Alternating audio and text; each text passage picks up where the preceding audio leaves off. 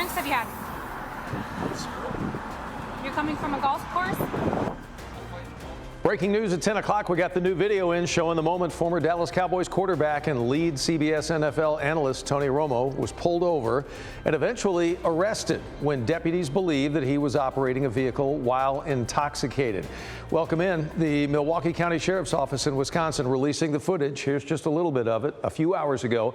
The deputy says that she saw Romo speeding, says he crossed the center line and then was weaving within the lanes. This was last week on a highway near Milwaukee. Romo told her he was coming from a golf course and was going to see his grandparents. And this, what you're about to see, is what happened when the deputy then asked Romo to get out of the vehicle for a sobriety test. I'm just going to call my lawyer. Okay, step out of the vehicle. I'm going to call Romo. Nope, step out of the vehicle. I'm not allowed to. Step out of the vehicle. So you're going to take me through. Failed sobriety test. Yep. So Romo eventually does get out of the vehicle. He does follow the deputy's directions, but since the shoulder of the highway was not level, the deputy detains him with cuffs so that they can move to what she called a more suitable and safer location to do the test. And that ended up being here in a parking garage, where the former quarterback is then asked to perform 3 sobriety tests.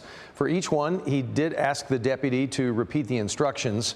Arrest documents say that Romo also refused a breathalyzer test, and they say he performed poorly on the standard test. That's the word they used. Then, this was the moment he realized he was going to be arrested. Pass this test? You turn around. No, I didn't. Can I use my phone real quick? Because there's a plane taking off. You're My under parents are arrest there. for Okay. operating We'll while get to under that the as well. influence, okay? But you can turn off. I'll read you a sheet. Tony Romo due in court in September. CBS Sports, by the way, his employer has declined to comment, and Romo himself has not said anything about his arrest publicly.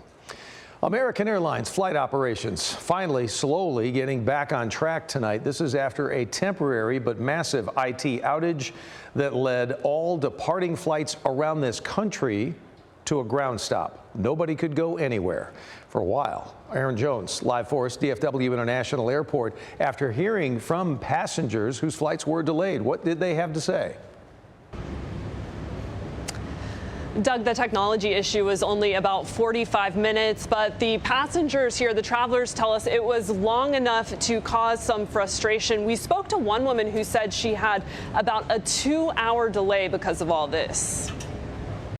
Coming from Ontario, California, landed, got on the taxiway, were told would be a delay. It was hot, it was cranky, loud kids, wasn't enjoyable. North Texan Lynn Brittinger says all this after an announcement towards the end of her flight. Told it was maybe a computer problem with either DFW, the airport itself, or maybe it was an American. American Airlines first reported an IT issue around 5:30 p.m. Then in a statement posted to X before 6:30, the airline said a technology issue briefly impacted connectivity for some of our systems on Tuesday evening. Systems are coming back online now and flights are departing again. A temporary nationwide ground stop was put in place while teams worked to resolve the issue. According to the Air Traffic Control System Command Center, all airports and facilities involving American Airlines were impacted by the IT outage. Some travelers also experienced additional delays because of thunderstorms on the East Coast. But I think we were delayed about 4 hours coming in. And then finally they found a route to get us out. They said they had to find a route to get us out. So they found a route to get us out. We got up in the air. We didn't hear about the IT problem until we were in the air. So it was a little claustrophobic. Lori Shaning and other travelers like Brittinger say they're exhausted, but they're happy to be home. At DFW Airport, Aaron Jones, CBS News, Texas.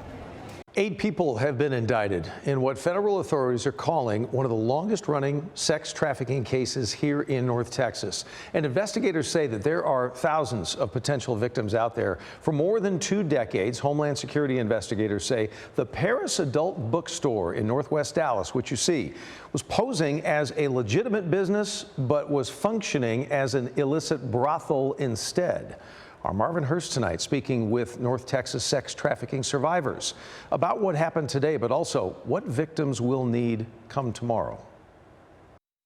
So I was sex trafficked for 10 days from Dallas to Oklahoma.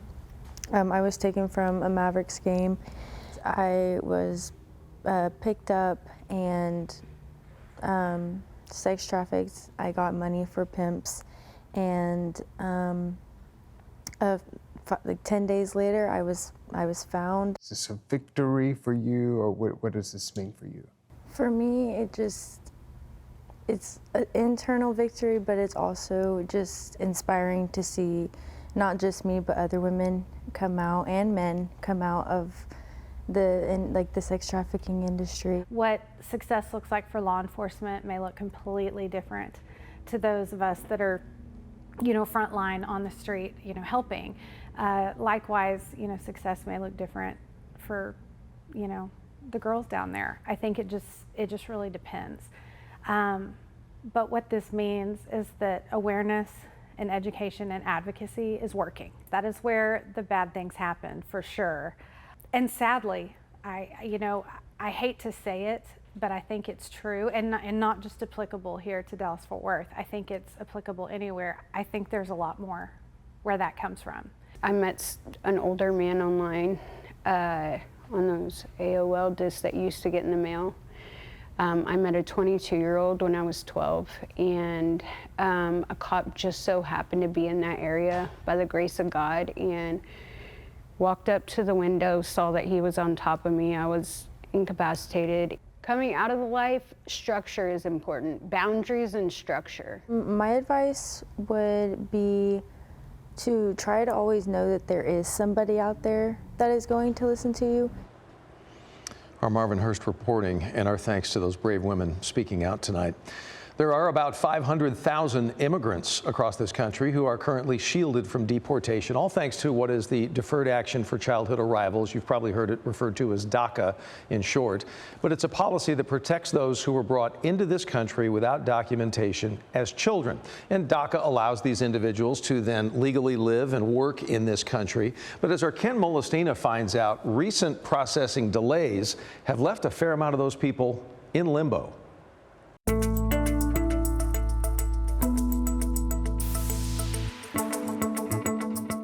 For the first time in 6 months, it's been a whirlwind since we last spoke.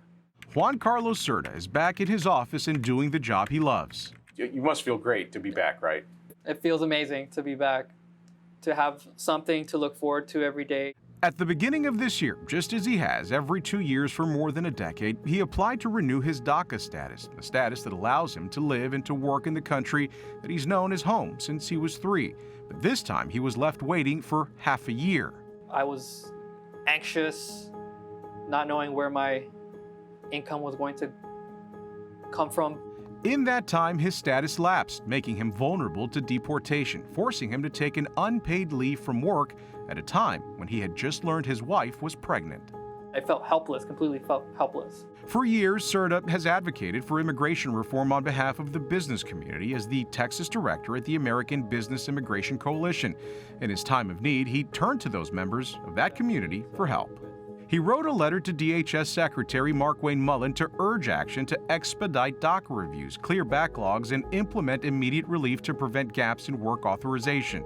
The letter was co-signed by 143 business, faith, and community leaders from across the spectrum, including Dallas Catholic Bishop Edward Burns and developer and conservative donor Harlan Crow. What was it like for you to get that kind of support? I'm so grateful for the community, and especially the business community that I've worked with for years, stepping up and showing support for my case because it's important to the economy. A few days after sending the letter, Cerda's renewal was approved.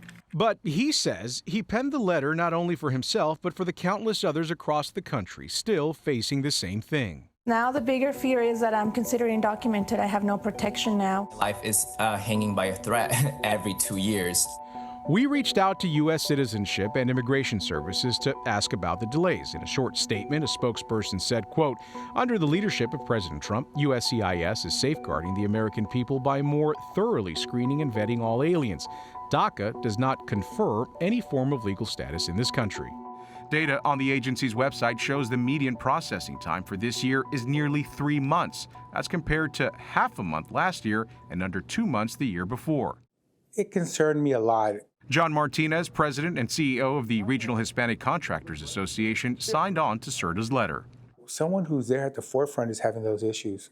What happens to everyone else who doesn't have those? In his position, Martinez works with contractors across the region. He says even minor delays in work authorization for workers can cause big problems for construction projects. In the construction industry, no one can do anything on their own. There's no project where one company builds everything. So you understand how interconnected we are. And he says these delays cost companies, and ultimately, they affect us all.